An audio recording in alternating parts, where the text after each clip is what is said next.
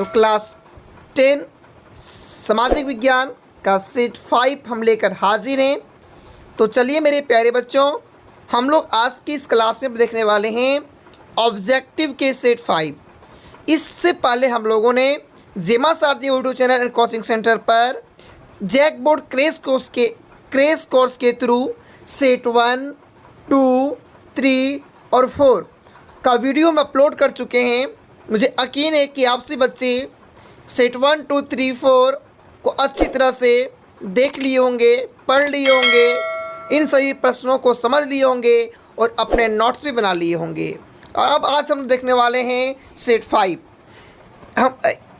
मुझे पूर्ण विश्वास है कि जिस प्रकार हमने इस प्रश्नों को बनाने में अपनी मेहनत लगाई है, इस 5 सेट से आपके जो एग्ज़ाम होगा उस एग्ज़ाम में 80% क्वेश्चन लड़ने का भरपूर चांस है। तो चलिए शुरू करते हैं आज के बेहतरीन सेक्शन को एक नए अंदाज से। तो हम लोगों के बीच में फर्स्ट क्वेश्चन है कि स्वतंत्रता, समानता एवं बंधुत्व का नारा किस क्रांति की देन है? ऑप्शन क रूसी क्रांति, ख फ्रांसीसी क्रांति, ग अमेरिकी क्रांति, घ भारतीय क्रांति। तो मेरे प्यारे बच्चों, इसका सही आंसर होने वाला है, बताओ ना क्या होगा? तो बोलिए कि गुरुजी इसका सही आंसर होगा फ्रांसीसी क्रांति। क्या होगा गुरुजी? तो बोलिए कि फ्रांसीसी क्रांति। अगला है बिस्मार्क जर्मनी का प्रथम चांसलर कब बना? ऑप्शन क 1871, ख 1875, ग 1881, घ 1890। तो बताओ ना बच्चों क्या होगा? तो बोलिए कि गुरुजी इसका सही आंसर 1871 होगा। अगला है कि मनुष्य स्वतंत्र पैदा हुआ किंतु वह सर्वत्र बंधनों से जकड़ा हुआ है, यह कथन किस दार्शनिक का है? ऑप्शन क दिदरो, ख वाल्टेयर, ग रूसो, घ मॉन्टेस्क्यू। तो इसका सही आंसर होगा रूसो। अगला है कि किसके कल्पना आदर्श उटोपिया में एक आदर्श समाज की कल्पना की गई? क मैथेसनी, ख नेपोलियन, ग कार्ल केस्पर, ग फ्रेडरिक सार्जियू। तो इसका सही आंसर होने वाला है फ्रेडरिक सार्जियू। अगला है कि अंग इटली की स्थापना किसने की? ऑप्शन नंबर क रूसो, ख मैथेसनी, ग वाल्टेयर, घ लेनिन। तो इसका सही आंसर होने वाला है मेरे प्यारे बच्चों मैथेसनी। क्या होने वाला है? मैथेसनी। अगला है कि असहयोग आंदोलन की समाप्ति किस घटना से हुई? काकोरी कांड, दाढ़ी यात्रा, चोरा चोरी हिंसात्मक घटना, जालियांवाला बाग की घटना। तो मेरे प्यारे बच्चों, इसका सही आंसर होगा चोरी चोरा हिंसात्मक घटना। अगला है भारत छोड़ो आंदोलन की शुरुआत कब हुई? 1925, 1940, 1942, 1945। तो इसका सही आंसर होने वाला है 1942। कब हुआ मेरे प्यारे बच्चों? 1942। अगला है कि गद्दर पार्टी। मेरे प्यारे बच्चों, अब एक गद्दर सुनकर गद्दर 2 का आप मत सोच लीजिए गद्दर 2 के बारे में यहाँ पढ़ना है, बिल्कुल नहीं। गद्दर 2 फिल्म के बारे में नहीं, यहाँ है गद्दर पार्टी। गद्दर पार्टी की स्थापना किसने की? क भगत सिंह, ख लाला हरदयाल, ग सुभाष चंद्र बोस, घ लाला लाजपत राय। तो इसका सही आंसर होने वाला है लाला हरदयाल। जैसा कि आप सब जानते हैं, कुछ ही समय पहले गदर 2 एक फिल्म रिलीज हुआ था। तो आप सब बताइएगा कि गदर 2 के जो इसके नायक, इसके हीरो कौन है? आप मैं कमेंट जरूर बताइएगा। अगला है स्वदेशी आंदोलन की प्रेरणा से भारत माता की छवि को किसने चित्रित किया? क शुभजीत आचार्य जी, ख बंकिम चंद्र चटर्जी, ग रविंद्रनाथ टैगोर, घ रविंद्रनाथ टैगोर। तो इसका सही आंसर होगा मेरे प्यारे बच्चों, बताओ क्या होगा? तो बोलो कि गुरुजी इसका सही आंसर होगा रविंद्रनाथ टैगोर। अगला है खुदाई खिदमतगार की स्थापना किसने की? मुख्तार अहमद खां, मौलाना अबुल कलाम आज़ाद, अबुल गफ्फार खान, मौलाना मोहम्मद अली और शौकत अली। तो इसका सही आंसर हो जाएगा अब्दुल गफ्फार खान। अगला, इनमें से कौन सा नवीकरणीय संसाधन नहीं है? मेरे प्यारे बच्चों, नवीकरणीय संसाधन उसको बोलते हैं जिसको तुरंत हम नया कर सकते हैं। तो इसमें पूछा जा रहा है कि कौन नहीं है? जल संसाधन, ये तो नवीकरणीय संसाधन है। पवन, ये भी नवीकरणीय है। सौर ऊर्जा नवीकरणीय है। तो कोयला क्या हो जाएगा? और नवीकरणीय, मतलब कोयला नवीकरणीय संसाधन नहीं है। अगला, कितने किलोमीटर के बाद किसी देश का महासागरीय संसाधन पर अधिकार नहीं है? 100 किलोमीटर के बाद, 150 किलोमीटर के बाद, 200 किलोमीटर के बाद, 180 किलोमीटर के बाद। तो बोलो कि गुरुजी 200 किलोमीटर के बाद किसी देश का महासागरीय संसाधन पर अधिकार नहीं है। अगला है, भारत में कुल क्षेत्रफल में कितने प्रतिशत क्षेत्र पर पठारी भाग हैं? क 43%, ख 27%, ग 30%, घ 40%। तो इसका सही आंसर होगा 27%। अगला, मृदा अपरदन का कौन सा कारण नहीं है?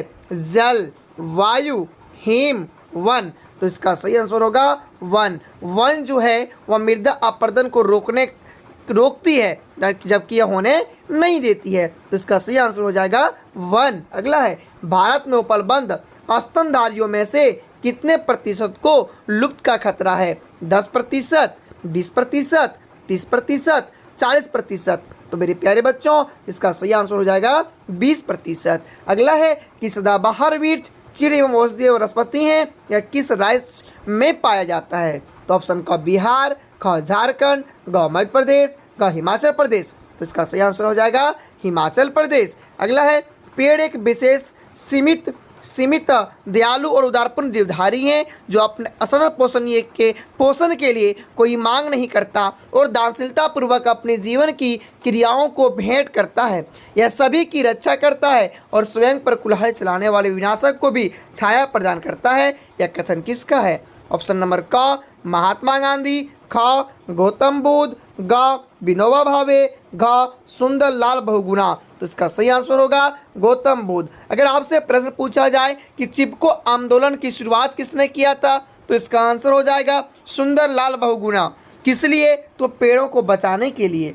अगला है, विश्व में कुल आयतन का लगभग कितना प्रतिशत भाग महासागरों में पाया जाता है? क 71%, ख 90%, ग 96.5%, ग 3.5%। तो इसका सही आंसर होगा 96.5%।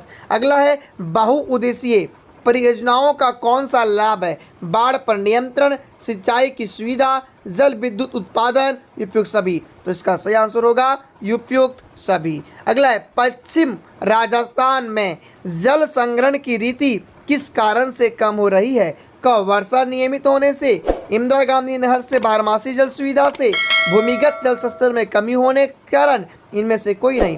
तो इसका सही आंसर होगा इंदिरा गांधी से नहर से बारहमासी जल सुविधा होने से। अगला, किसी देश की राष्ट्रीय आय को उसकी कुल जनसंख्या से भाग देने पर निम्नलिखित में से क्या प्राप्त होता है?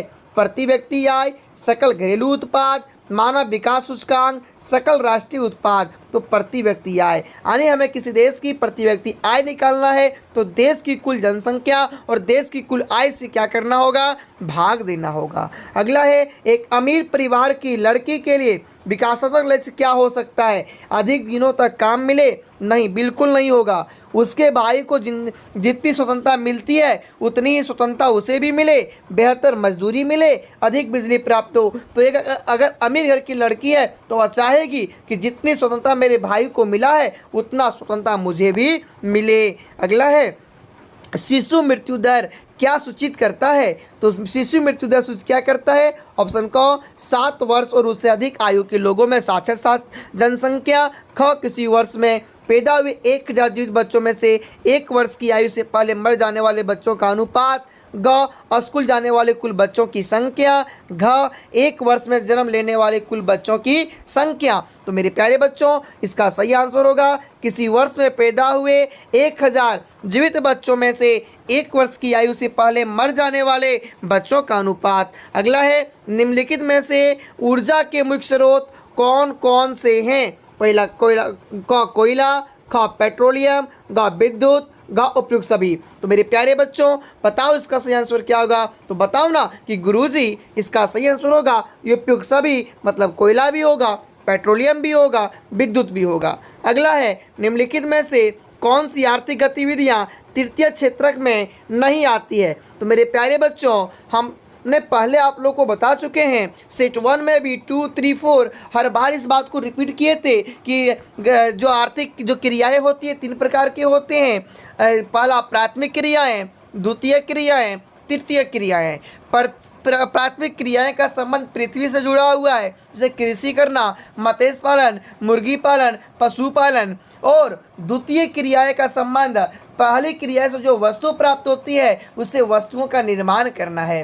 तृतीय क्रिया में सेवा प्रदान करता है। तो यहाँ क्या पूछा गया है कि तृतीय क्रिया के अंतर्गत कौन नहीं आता है, तो बैंक सेवा प्रदान करता है, मतलब तृतीय क्रियाएं हैं। मधुमक्खी पालन या तृतीय क्रियाएं नहीं है। अध्यापन यानी शिक्षक सेवा देना होता है, मतलब तृतीय क्रियाकलाप है। सेंटर कॉल ये भी तृतीय क्रियाकलाप है, जिसका सही आंसर हो जाएगा मधुमक्खी पालन। अगला है कि मनरेगा का विस्तारित रूप चुनें। मनरेगा का विस्तारित रूप क्या है? ऑप्शन क मोहन गांधी राष्ट्रीय ग्रामीण रोजगार गारंटी अधिनियम, ख महात्मा गांधी राष्ट्रीय ग्रामीण रोजगार गारंटी अधिनियम, ग महात्मा गांधी राष्ट्रीय गारंटी समूह, घ महात्मा गांधी राष्ट्रीय ग्रामीण रोजगार। तो इसका सही आंसर होगा महात्मा गांधी राष्ट्रीय ग्रामीण रोजगार गारंटी अधिनियम। अगला क्वेश्चन है किसी वर्ष में उत्पादित के कुल मूल्य को सकल घरेलू उत्पाद कहा जाता है। सभी वस्तुओं और सेवाओं को, सभी अंतिम वस्तुओं और सेवाओं, सभी मध्यवर्ती वस्तुओं और सेवाओं, सभी मध्यवर्ती अंतिम वस्तुओं और सेवाओं। तो मेरे प्यारे बच्चों इसका सही आंसर होगा सभी अंतिम वस्तुओं और सेवाओं। अगला है सलमा एक सरकारी अस्पताल में एक नर्स का कार्य करती है। सलमा किस क्षेत्र की गतिविधि में संलग्न है? प्राथमिक, द्वितीयक, असंगठित, संगठित। तो मेरे प्यारे बच्चों यह संगठित होगा, क्योंकि जो अस्पताल सरकारी अस्पताल जो हैं वह सरकार के तंत्र हैं, सरकार के अंग है, इस पर सरकार का नज़र रहता है। यानी सरकारी चीज़ है, जो भी चीज़ सरकारी होती है वह संगठित होती है, जो चीज़ प्राइवेट है वह असंगठित होती है। ओके, तो चलिए आगे बढ़ते हैं क्वेश्चन नंबर 29 की ओर। और हम सबों के बीच में क्वेश्चन है कि भारत के किस क्षेत्र में छुपी बेरोजगार पाई जाती है?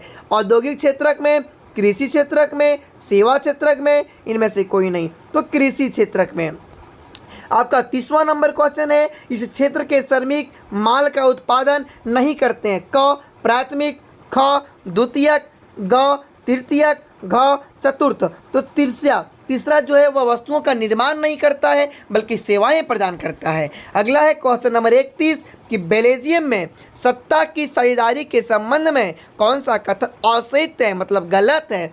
क केंद्रीय सरकार में डच और फ्रेंच भाषी मंत्रियों की संख्या समान, ख राज्य सरकारें केंद्रीय सरकार के अधीन नहीं है, ग बेल्जियम में अलग सरकार है और इसमें डच व फ्रेंच भाषी समुदायों का असमान प्रतिनिधित्व है, ग केंद्रीय एवं राज्य सरकार के अलावा यहाँ तीसरे स्तर की सरकार सामुदायिक सरकार भी काम करती है। तो मेरे प्यारे बच्चों इसका सही आंसर होगा बेल्जियम में अलग सरकार है और इसमें डच एवं फ्रेंच भाषी समुदायों का असमान प्रतिनिधित्व है। क्वेश्चन नंबर 32 संघात्मक शासन प्रणाली वाला देश इनमें से कौन नहीं है? संयुक्त राज्य अमेरिका, ख श्रीलंका, ग बेल्जियम, घ ऑस्ट्रेलिया। तो मेरे प्यारे बच्चों इसका सही आंसर हो जाएगा श्रीलंका। अगला है निम्न में से किस देश में एकात्मक शासन व्यवस्था है? क भारत, ख संयुक्त अमेरिका, ग स्विट्जरलैंड, घ श्रीलंका। तो मेरे प्यारे बच्चों इसका सही आंसर हो जाएगा श्रीलंका। आपका 34वां नंबर क्वेश्चन है कि शिक्षा किस सूची के अंतर्गत शामिल है? संघ सूची, राज्य सूची, समवर्ती सूची, इनमें से कोई नहीं। तो जो शिक्षा है वह समवर्ती सूची के अंतर्गत आता है। अगला है कि भारत में स्थानीय शासन प्रणाली कितने स्तर की है? कितने स्तर की है? क दिया है कि एक स्तरीय, द्विस्तरीय, त्रिस्तरीय और पंचस्तरीय। तो मेरे प्यारे बच्चों यहाँ भारत में जो स्थानीय शासन प्रणाली है वह त्रिस्तरीय है। क्या है? त्रिस्तरीय है। अगला है संघीय सरकार की विशेषता नहीं है। राष्ट्रीय सरकार अपने कुछ अधिकार प्रांतीय सरकार को देती है। ख अधिकार विधायिका, कार्यपालिका, न्यायपालिका के बीच बढ़ जाते हैं।